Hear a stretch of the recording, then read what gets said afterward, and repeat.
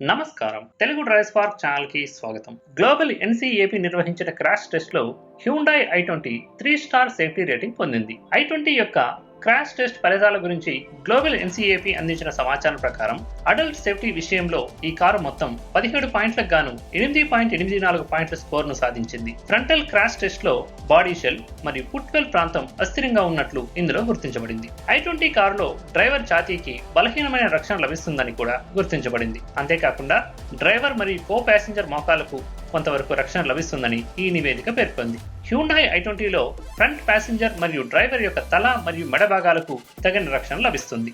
అయితే చిన్నారుల సేఫ్టీ విషయంలో ఈ ప్రీమియం హ్యాచ్ బ్యాక్ 49 పాయింట్లకు గాను 36.89 పాయింట్లను స్కోర్ చేసింది.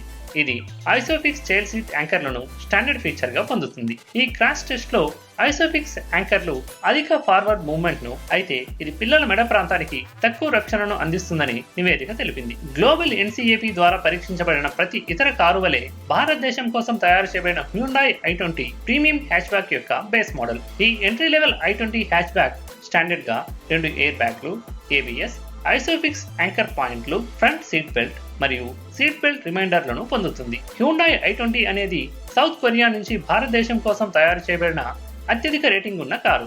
ఇది 3 స్టార్ రేటింగ్ స్కోర్ చేసినప్పటికీ బాడీ షెల్ అస్థిరంగా పరిగణించబడమే కాకుండా బలహీనమైనదిగా రేట్ చేయబడింది. గ్లోబల్ NCAP యొక్క టెస్టింగ్లు రానున్న రోజుల్లో మరింత కఠినమైనవి కావడానికి సిద్ధంగా ఉన్నాయి. కావున దేశంలో విక్రయించే ఇతర కార్లతో పోటీ పడడానికి Hyundai i20 మరిన్ని సేఫ్టీ ఫీచర్స్ పొందవలసి ఉంటుంది. ఫ్రెండ్స్, ఈ వీడియో మీకు నచ్చినట్లయితే లైక్ చేయండి, షేర్ చేయండి. తెలుగు DriveSpark ఛానల్ సబ్స్క్రైబ్ చేయండి.